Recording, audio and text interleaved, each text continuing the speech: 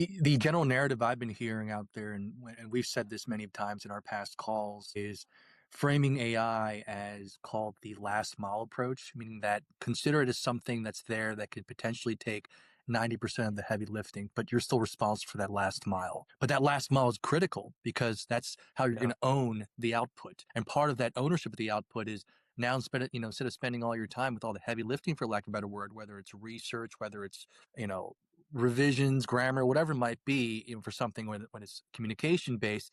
Well, now you can focus on making that message better, making that product Yeah. better, making that focusing the last mile for lack of a better word But, on G- but just Gary, refinement. but Gary, that's kind of I kind of believe that's a false premise because the people who aren't good communicators and have to do that last mile, they'll be like, "Hey, I spent all my day doing this last mile stuff. You know what? I bet you I could automate a lot of this last mile stuff. It just people who are Yeah, naturally going to do it, they're just going to do it regardless. It doesn't yeah, matter what you try to create. People are going to naturally find ways to do it. People who love to communicate, that last mile is probably going to be last 2 or 3 miles. They're going to touch a lot more of it.